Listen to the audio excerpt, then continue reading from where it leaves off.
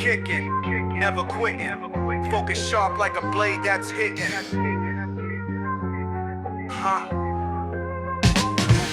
From white belt dreams to the master flow, Paul Coffey's got the mic, now the stories grow. Technique entails discipline and fire. Each guest brings truth to inspire. Keep kicking, step into your power. Keep kicking, moment to the hour. Every strike, every fall, every rise, it's a journey through a warrior's eyes. Old school, new school, all styles blend. From the mat to the mic, where the arts ascend. Philosophy deep, but the vibe stays tight. Martial minds meeting in the podcast light. Keep kicking, step into your power. Keep kicking, moment to the hour. Every strike, every fall, every rise, it's a journey through a warrior's eyes. Keep kicking. Keep kicking. Paul Coffey leads and the journey begins.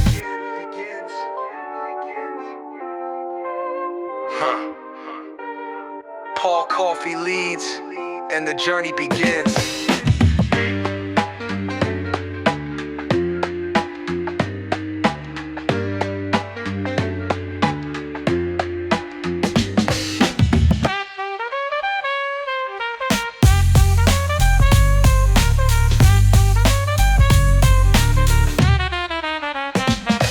Technique entails discipline and fire. Each guest brings truth to inspire.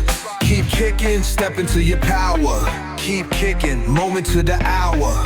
Every strike, every fall, every rise, it's a journey through a warrior's eyes. Keep kicking. Keep kicking. Paul Coffey leads and the journey begins.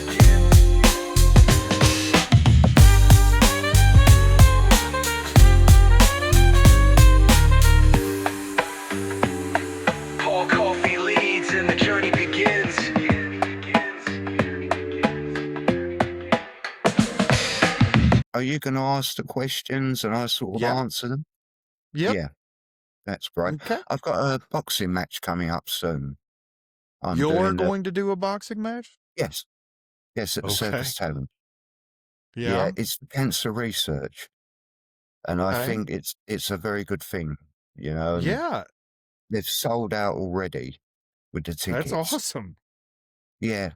But all the funds go to cancer research. We're just doing it as fighters. That's So brilliant. they've had problems. Sorry? That's brilliant. How old are you? Oh, mate, now that's a question, is it? I'm 62. 62 and you're about to do a boxing match. Yeah. How do you prepare for a boxing match at 62? Yeah. My friends say I'm crazy, but I spend a lot of time on punch bags and practicing punching, a lot of time in judo, and it's good to see if it works. That's great. That's great. All right, so tell us how you got started in martial arts. I got started when I was about, I would say about 9 or 10 years old with, obviously a lot of people would say Bruce Lee, all the Enter Dragon, all those films interested us as kids, and David Carradine, obviously in Kung Fu. We all believed at school that all our problems could be solved by kicking and punching people. As you get older, you start to realise that isn't how life works, not unless you want to spend a lot of time in prison or in court. So my mum took me down to the judo lessons and I started then. From judo, my biggest regret is I moved from different arts all the time. I went from judo to karate, from karate to boxing, from boxing I moved into aikido. I was trying to find something that works. And it's very difficult because every different style has its own parts to it. And from there, I was getting a lot of boxing being done. So he was down at the Peacock Gym in Canning Town for some time. That's pretty well. I got involved in pub door work. Because what happens is you practice all this stuff and you don't know if it works or not. When I got involved in the pub doors, I was training hard in the gyms and obviously, if you're in a gym environment, you're mixing with other doormen. Right. And they're saying, well, do you want a bit of work? Everybody wants to make some money off of you if they can. Absolutely. Back before the licensing begun, it was if you can throw a punch, if you can have a go, get in and have a go, if you think you can do it. And what we're doing, all these different styles and what have you, never really find out if any of it works. With something like working on the pub doors, you cannot pick the fight. The fight will pick you. Mm-hmm. You don't have that ability to say, well, I'm going to pursue this bloke. It looks as though I can sort this problem out. They pick the problem. The problem will walk up to you and it will start on you. Mm.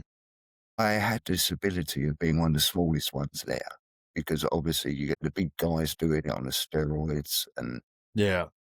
they don't want to head towards them. So they head towards the smaller guy. And that's how Mm-hmm. they can see where the situation will work out on not in their favour. Mm. So that was sort of the situation I got into with it to find out if it works. The problem being, Paul, is that it did work and I ended up in court a couple of times. That wasn't the idea behind what it was supposed to be.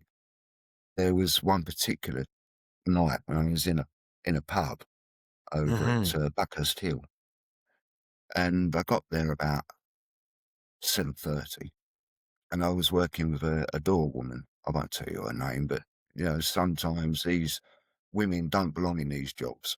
They think they do, but Sure. they don't. And the governor of the pub come up to me. He said, "Mark, can you do me a favour?" I said, "Yes, what's that?" He said, "Can you keep an eye on that large group of males over there?" Mm. Large? Yes, they were seen taking cocaine in toilets at 12 o'clock. We didn't do anything at the time, but they're becoming gradually and progressively more aggressive and more loud, and we want them out. I've just got them. Mm. So you've got to get in, try and find out how the situation is working out. Mm-hmm. Obviously, Gerlo, the woman I was working with, ran away as soon as the situation got bad. Mm. I had to hit one of the chaps because he was trying to get back in again. I knocked him out and I got in court for it. I had to go to Mm. court 4 times, which is quite annoying. They drag you through the situation and then they throw it out. They say, well, you know, they had the tapes. The man come at me. He had a beer glass in his hand. He dropped the beer glass to put it in his face. I had to defend myself. The problem being with English law, I'm not sure about American law, but they come after the person who defends themselves, not, Mm-hmm. and then they'll do that person. Then they feel sorry for the person that started the trouble, Mm-hmm. which is the way it works. It's not a very good system, but that's the system we're in. Mm-hmm.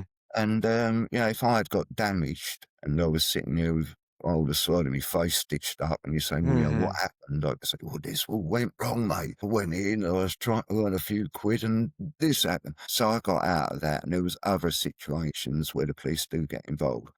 And you'll find they won't talk about how nice the character is. Bring up, so I found my martial arts background. They wanted Mm. what I was doing, how I was doing it. Do you know Gaunt does this? Do you know he does that?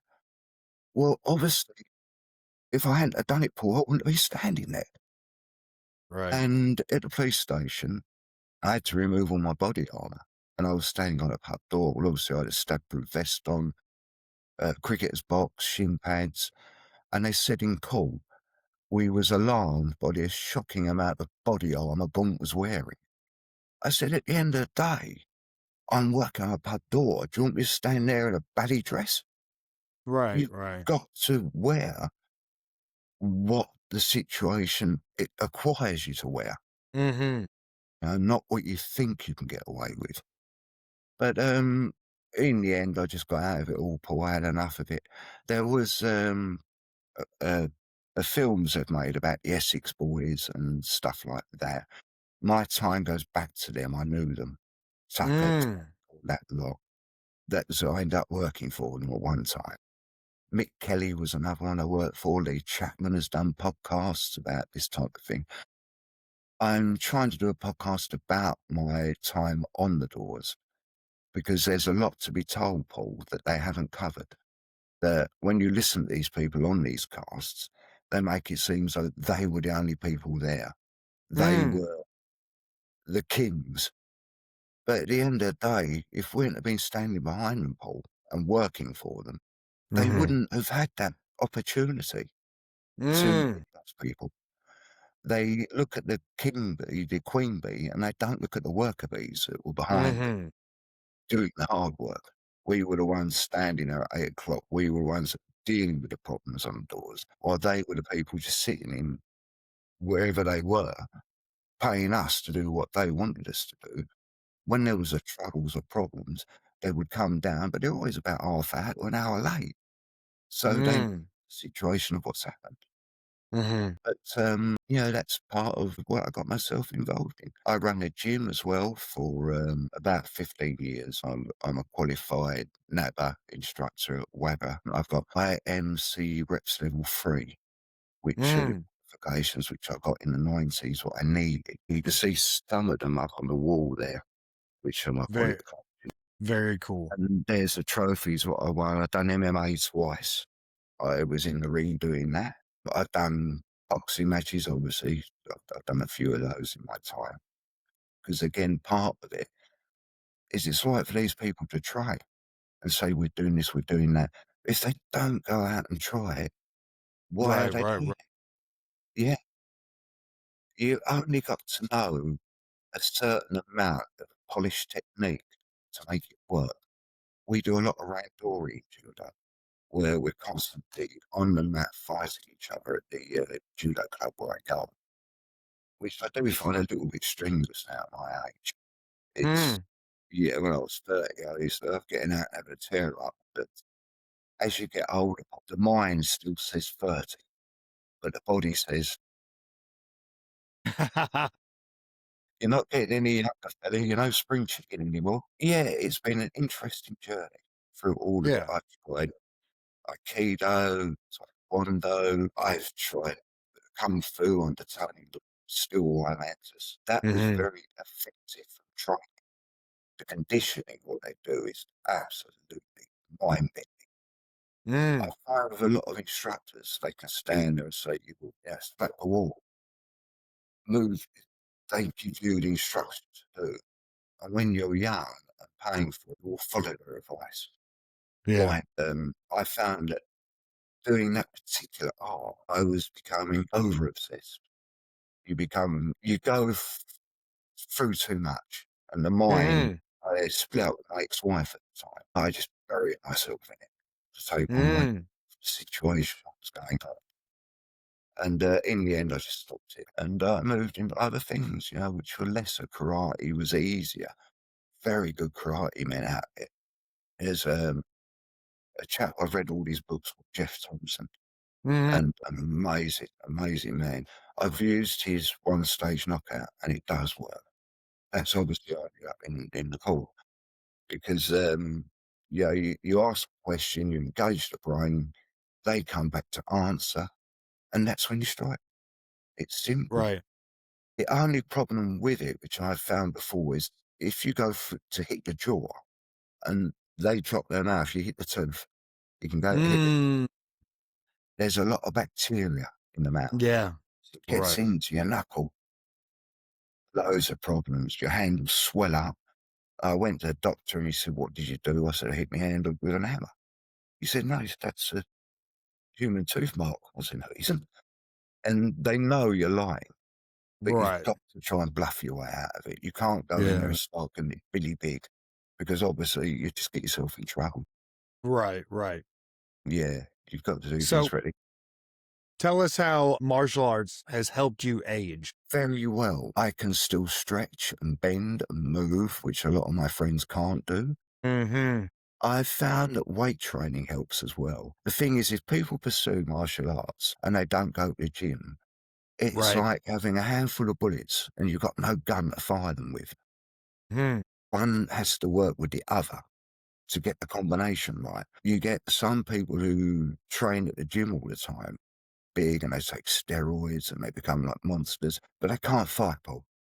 If Mhm. they've never boxed, they've never done martial arts, they Mhm. don't know how to do it. With something like judo, I found with boxing was great. If you're standing up and you've got one shot, knock them out or sort of stabilize them. But Mhm. when a boxer hits the floor, there's no game plan. Mm. He doesn't know what to do. There's no grappling. You can't grapple, you can't lock, you've got no strangles. You've got to get back up on your feet again. Mhm. With judo and boxing together, it's a great combination because you've got the punching power. Then if you had the misfortune to get onto the floor, you've got grappling. So you've got locks, holds, arm bars, tremendous. You Mhm. can seduce someone. And the thing is with judo, it's practiced within the club. So you've got the safety mats there. All the time you're Mhm. hitting the mats. The floor is unforgiving, Paul. If you haven't got a safety mat and you hit the floor, it's game over. You've got to be very careful. Mhm. And with judo, one of the worst situations someone can be in with a very good judoka is wearing a heavy, big jacket in the wintertime on concrete floor. Mhm. They will come to a terrible end. It's not a massive fight where you see people jumping around and doing all these fast moves. A Mhm. fight is over in 3 to 5 seconds. Yes. You either knock out or take down. Yes. Most of them will end up on the floor in a takedown. Once you're on the floor in a takedown, you can just lock them down, shut them down. And that's the safest way to do it. Because then, obviously, when the police come, you can say, well, I just had him in a headlock. I had him on the Mm. floor. So on there. There's also, I practice Batarak, which is an Okay. Irish defensive system. I do that at Southend. This is the Batarak stick there. Oh, you've got one as well. Yeah, exactly the same type of thing.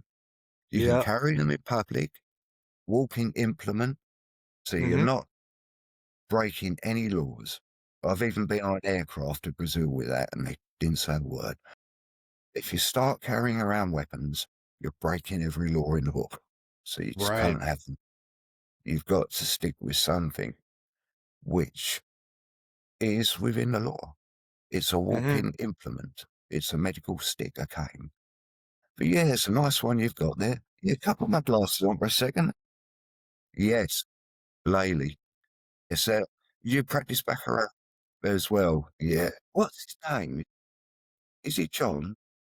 Oh, I can't think of his last name at the top of my head. Yeah, I speak to him on the internet, but he's yeah. Oh, I see. Got you. Yeah, yeah.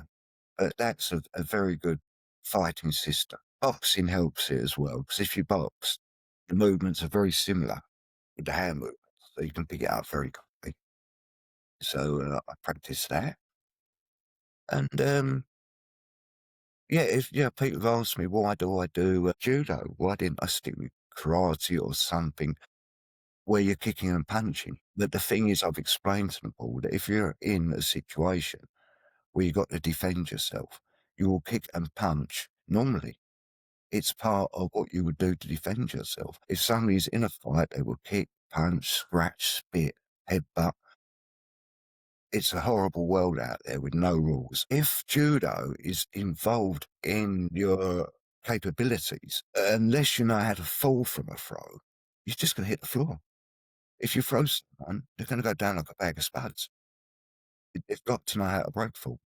And to put the judo into your arsenal of capabilities is a very useful thing to have.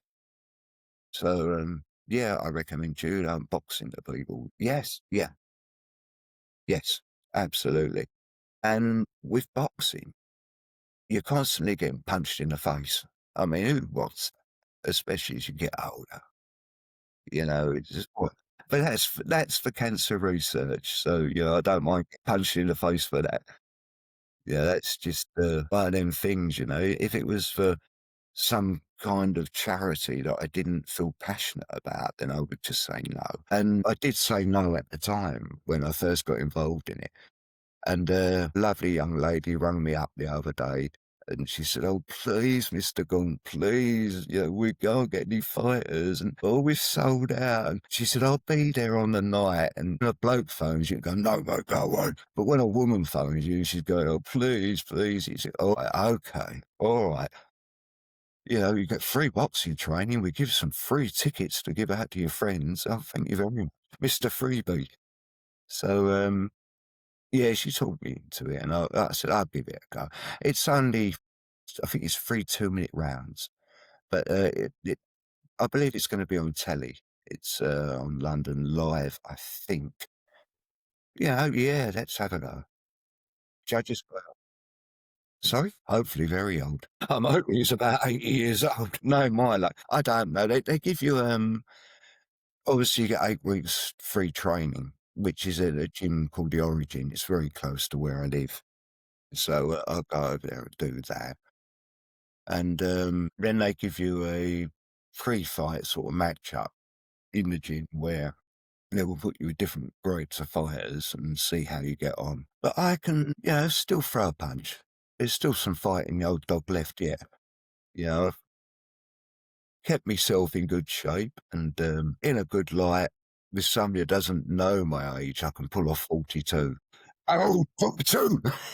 So I can get away with that. When I do tell them my age, they do seem very shocked. They say, "Wow, you've aged well. Thank you very much." That's the fight I was in. Yeah, that's the fight I was in. That one there, Extreme Warriors. I done that one. I done another one, Divine Retribution. This is the gym I used to train at. That one, that's me in the middle. But yeah, we had 5,000 of those printed, but that's the last one I got left because I used to give them away to people. That's when I done the MMA. I fought for the belt, but I broke my ribs and lost a technical knockout in the second round. It was one of those things. I done it at the Circus Tavern. Again, it's a very close venue to me. And when I was young, I got the internet.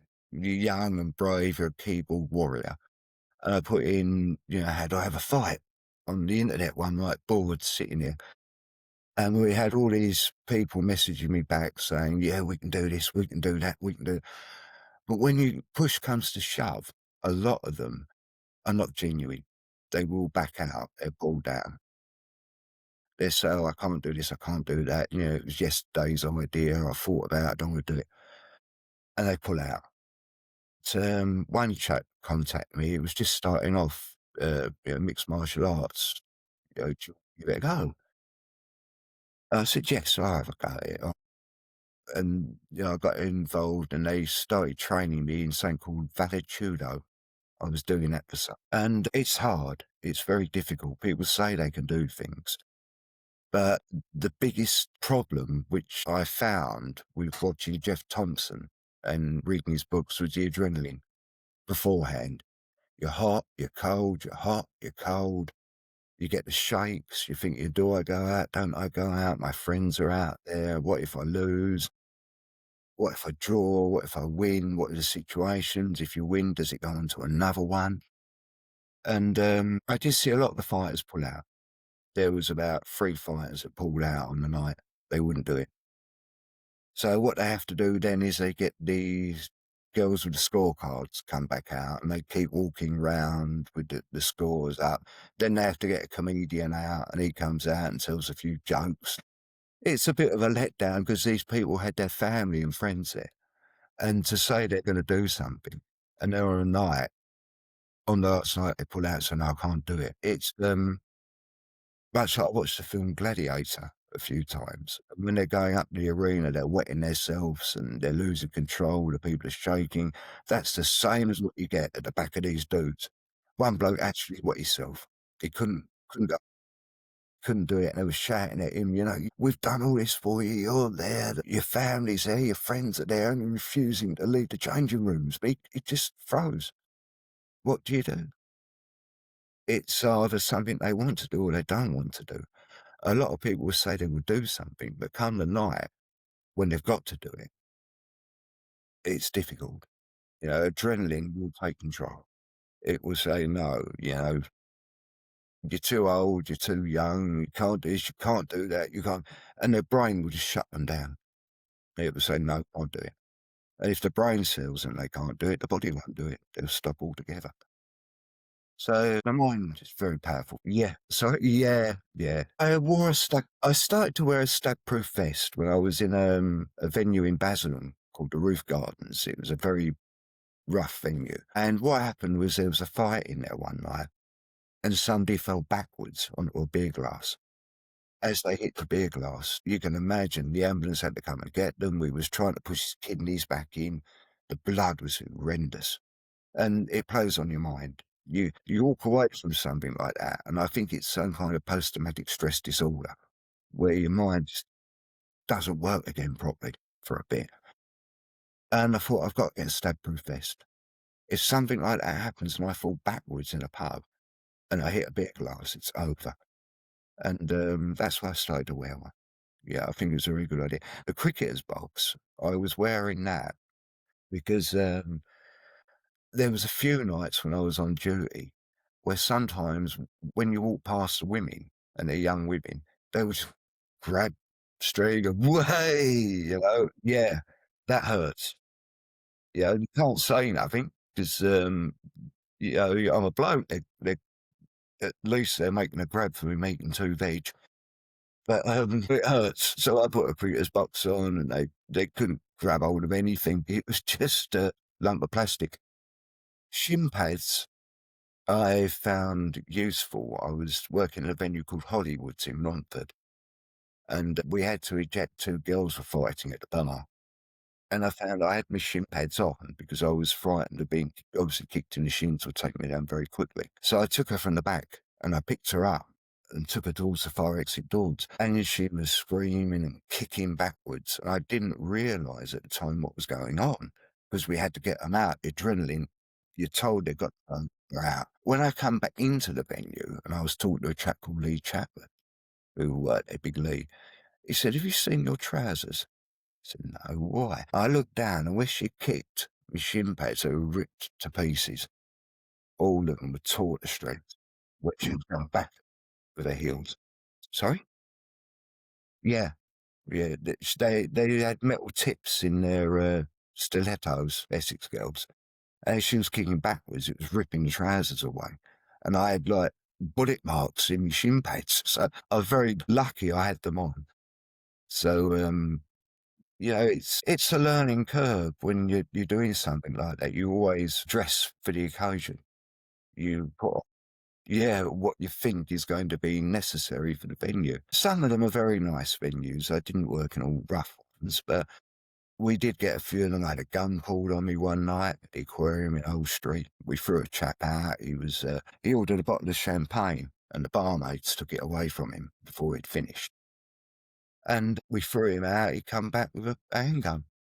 But the problem being in Romford, in London, in Old Street, is there's a lot of cameras up there, and the police have a very heavy presence. So obviously this chap was off the street in about 3 seconds flat. As soon as he started banging on the door and waving a gun around, they were all over him with shooters. But I've seen knives pulled on me. I had one time a knife was pulled on me at Southend.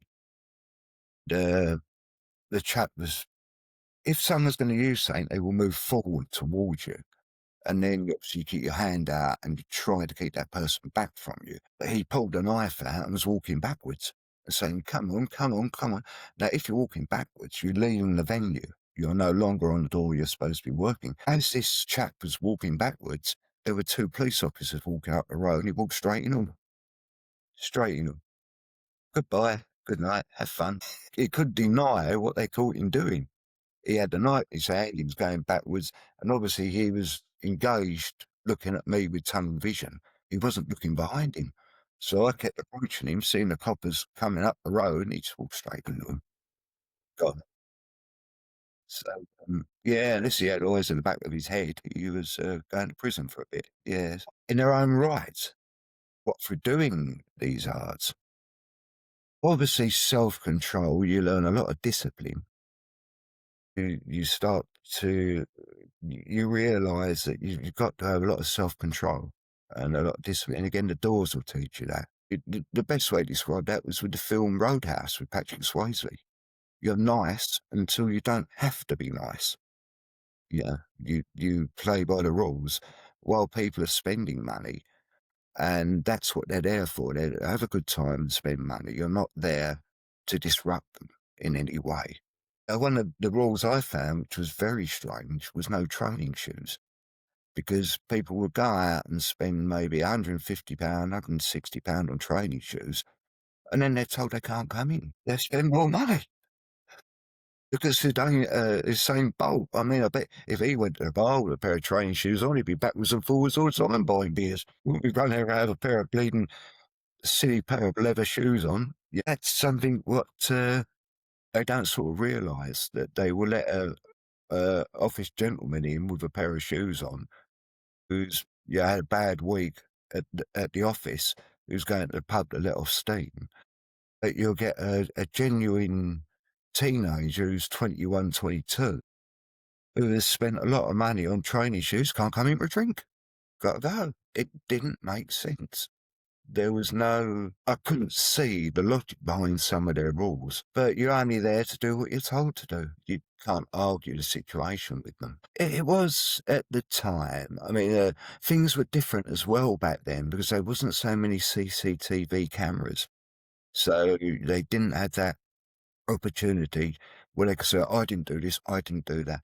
Whereas now the cameras in the pubs and clubs catch everything. Whereas the one club, the room at the top in Ilford, when it was a lift, when you ejected people, they were in the lift with you for maybe sort of 30 to 40 seconds, going down, no camera, and you're in an enclosed space.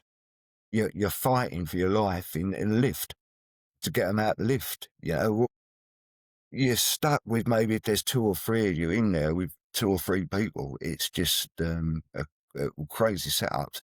But when you're young, you don't sort of think about it that much. I mean, now looking back on it all, I would never do it again. If someone said to me, come and do this, I'd say, no, thank you. I'll think about it then. I think I'll give it a go. She did talk me into it very easily. Part of the problems of being single, Paul. I mean, if I had a wife or girlfriend, she'd say, you're doing that. What's she doing ringing you? You get all that. You don't make me sit down and behave yourself. But she did. She talked me into it, and I'll give it a go. It might be interesting time after I've done it to talk to you again when it's been filmed, and you can see what happened and whether win or lose, what were the situations going into it, get involved in it, and how we come out of it at the end. The whole thing. But when I've done the MMA twice, I found that a lot of people put their name down to do it. But as the event drew closer, they were all pulling out. Everyone was pulling away until last night, they said, who's fighting on the Saturday night? And 2 of us put our hands up. And I thought, well, there's 2. They said, go and give them a good big round of applause. No, that's the week before. And then the second week, it was a Russian chap. They said, whoever's fighting the last week, put your hand up. And I put mine up. And the other bloke didn't put his hand up. I said, what's the matter? He said, my girlfriend won't let me do it. What on earth? Well, get rid of her. Don't get yourself in any muddle. Don't waste your time, mate. Don't let her rule your world. Get away. If she won't let you do that, she won't let you do anything. But to think that, his girlfriend could tell him what to do and what not to do, I found quite amusing, to be honest with you, because he was so sure about what he was going to do and how he was going to do it and how he was going to win. It would all be over in 30 seconds. When somebody's talking, what do you say? A lot of them will say they will do so. The same as with this boxing. It'll be very interesting to see who will go all the way, who will actually do it, who will take the reins and go all the way. So I've done it before, so I know roughly what's coming my way. They've obviously got to find me an opponent yet. If they don't find an opponent, it won't go ahead. Go out there and punch myself in the face a few times. Well, it'd be good for a laugh, but it might hurt a bit. Here he is fighting himself, shadow boxing. One man in his own right hook. I'll do this once, see how I get on. And, judge us by our deeds, Paul. What we do in this life will echo for eternity. We can only sit indoors and dream of doing things, or we can go out and do them. I would sooner go out and give it a go. And plus the fact, some people are paying £280 for a ticket for this to sit in the front table. I'm getting it for free, mate. I'm getting the best view. I can get a better view than what I'm getting. I'm just getting enjoyment. I'll take their seat, they take my place. Fantastic, yeah. They all want to do this and come down and sit in the crowd and shout and, say he's doing that wrong, he's doing that wrong, I would have done this, I would have done that. But they don't do it. Even my cornermen at the time, when I fought twice, both said, "Oh, I'll do MMA, I'll get up there and give it a go off it." Well, I never saw them. Never saw them go and do it. They were very brave in the corner, watching, telling me what I was doing wrong, how I should throw another punch, how I should kick, how I should do this. They were martial artists. But when the situation come push to shove for them to go and do it, different thing. Different setup. One of the ones would be like Bruce Lee, be like water, adjust. Another good one is, you got me right on the mark here. Persistent training is very good.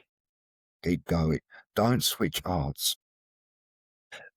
Start at maybe 10 years old. Think I'll do karate, I'll do jiu-jitsu, I'll do Wing Chun Kung Fu. And then by the time they're 20, shift to something different. They're getting the knowledge, what they need of that particular system. But if they stay in the system and carry on doing what they're doing, they will just progress. From a very young age upwards, they can only get better. They won't get worse. They will get worse if they change systems. Because they go, "Oh, Jam." They think, "Well, I'll be a boxer. I'll be a judo. I'll be a karate expert." But it will just cause them problems. And every time you switch, your belt will take longer to get. You've got to do at least 3 months in a club to get a belt before they even consider grading you. So if you do 3 months in one club, and then you think, "I'm bored with this, I'll switch and go and do 3 months in that," they'd never get anywhere. They've got to get the belts and learnings of what they're doing correctly. And I would recommend most people judo or boxing. They're the two most successful things. Karate again is very good. I said Jeff Thompson, nervous, amazing karate man. So a few later. Another one I trained under was Tiki Donovan in Woodland. He was excellent. He was very good at his time. And I think it was 1977 I was with him when they were doing the Olympics. They were fighting in the English Olympics. Tiki Donovan was an expert karate man. Karate is very good. I worked with a chap who was third dan in karate, and but he was a loose cannon on deck. He started to see where his karate worked, and he couldn't work on a pub door without knocking someone out. You couldn't have him there. People wouldn't work with him. They'd drop a packet of crisps on the floor and he'd go and knock them out. It was just crazy. He had no discipline. He was just wanting to fight.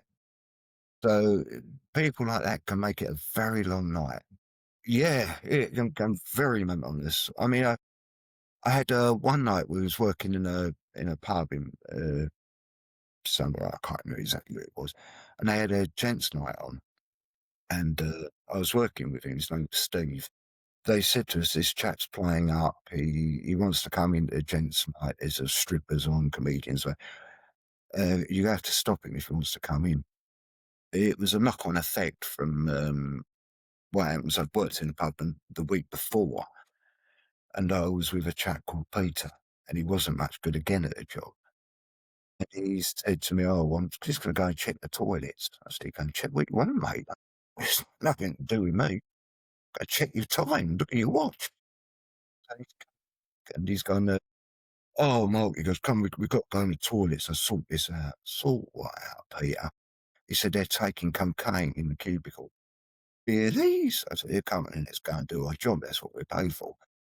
So we've gone in there and Peter's kicked the door open, and lo and behold, he was sitting there on the toilet with his trousers down, doing his own monkey business. The chap was not impressed. So, we had to apologise to him because obviously Peter got the wrong end of the stick because he was on his phone. He had to talk to someone. He thought he's having it. There's two of them in the cubicle. He wasn't. He was obviously relieving himself. The following night, the people said to me, there's going to be trouble, this chap. They had a lot of money up there. They said that when you come back, there'll be a problem. So the other chap pulled out, and I got Steve the crying man. And yeah, he was up for it. I didn't realise at the time what a loose cannon he was. But we done the gents' night. A chap come in. He wasn't all the ticket. He had a pudding basin haircut. He was a bit of a strange bloke. He was in the bar making strange noises, and he had there was wooden flooring in the pub.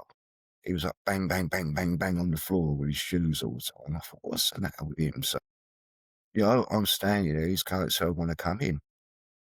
I said, you can't come in, mate. You haven't got a ticket. So he just looked at one of the people in the queue and said, give me your ticket. And the bloke's go to walked straight out the door. I thought, oops. Steve come over. He said to me, he see what was happening. He said, all right. He said, do you want a break? All right. I said, yeah, well, we'll switch over.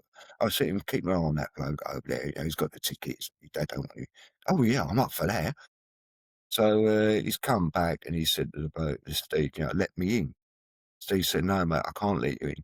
He said, why? He said, I've got a ticket. He said, the other guy wouldn't let me in because I've got a ticket. He said, I can't let you in because you're too ugly. I said, what? Bang, he knocked him out, and all hell broke loose. We was hitting people, jumping up and down on people, and that was all over and done with. Then the police come down. He come back to the pub that week. He come back with some off shotgun, but we wasn't there. And obviously he wasn't going to use it because he knew they had no bar staff there during the week. So on Friday and Saturday night. So he's returned back with bravado. He did come back with ammonia and a baseball we threw him out. And he sprayed ammonia through a bottle into the foyer. But he missed us. I know he got a girl on a mobile phone, bless her. She was just in the wrong place at the wrong time. And the ammonia turned my bomber jacket white. Stained it all. And he had a baseball bat. I grabbed hold of a bar stool, and we were sort of baseball bat versus bar stool, which is much like paper and scissors, isn't it? Rock, paper, scissors. Got him out of the door. And the police come down, making a thing about it. And they said that you're best off just not coming back. You should change doors, change position. So I went to the aquarium in Old Street. Went out there. But it was a colourful journey. It really was, from sort of 94 to about 2000. It was different. But I was getting older at the time. I didn't realise that, everything has a shelf life. You can't keep doing things. And I've still got some friends who are still doing it in their 60s. Why? Where's the point? I know money talks, but you can't carry on thinking you're sort of 30 still, 25. It's not the way it works. You've got to stay at some point. I know there's a cut-off point. You stop, and it's for a younger man's job. But let someone else step in. You can't hang about. And some of the big problems was not so much the customers, it was the people you work with. They couldn't work it. They were either loose cannons on deck, or they wanted to be in charge. Everybody wanted to be Mr. Big Head. They couldn't do the job. They would argue while they were standing somewhere who was in charge. I'm in charge. No, I'm in charge. I'm 2 days older than you, so I'm in charge. I would just sit there and watch him and think, you guys have lost the plot. You don't see it as a job. You see it as an ego boost. You want to say, I'm in charge. You should be there to work together as a unit. If you can't work together as a unit, don't do it. I've even had one case where I knocked out another doorman I was working with in Romford, where he was just absolutely a disgusting man. His nickname was Northern Nick. And there was a couple of, I believe there were Chinese girls in there, and they were having a drink. And I said to them, get up and drink up, girls, time to go home. I've got to get up early. Why? My dog's not well, I've got to bite the postman. Simple one to answer with. And he come over and he said, get those two, I won't repeat what he said exactly, out of my pub. I want them gone. I said, no, they're customers. They're finishing their drinks. And anyway, there was a little bit of a disagreement with us. And at the end of the night, when we finished, he started off about screaming and shouting. I just hit him with a right hook, hit him on the jaw. He went straight backwards. He was tall and lanky, but he was brainless. He was out of the game, and I just went to another pub. It happens.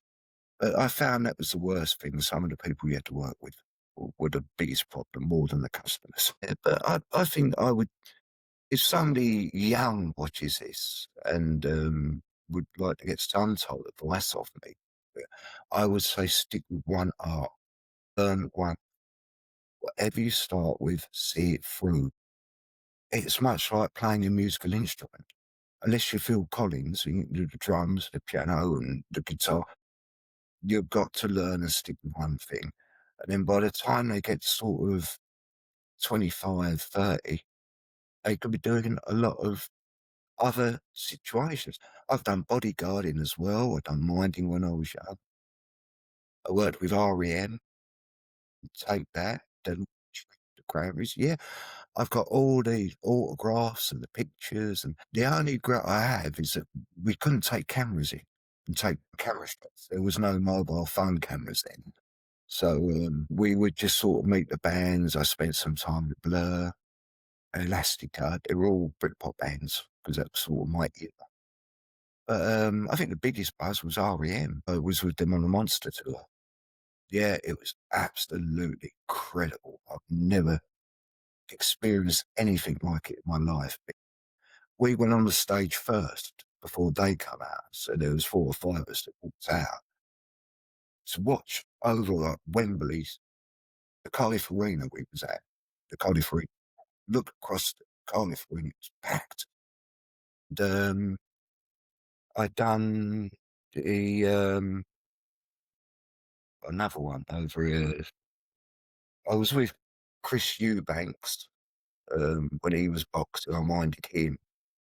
And Nigel Benn, I knew Nigel Benn very well. I was with him at the GMAC, I believe. It was awful. I met Don King, Frank Warren. I met a lot of interesting people at the time, which if I had done martial arts and boxing, I would never have got to meet these people. You know, one thing into another. And it was an amazing story, you know, to look back at it all. Yeah, stick with one art, stick with one thing, and do something that's going to work. Don't get yourself involved in something that, if you're paying a lot of money out to get somewhere, you've obviously got to trust the teacher. You can tell if it's a Mickey Mouse teacher or a good teacher within the first couple of weeks of going to the club, if he knows what he's doing. You need to do the warm up first of all. If they're not doing warm ups, they don't really know what they're doing. If they're not prepared to do the randori,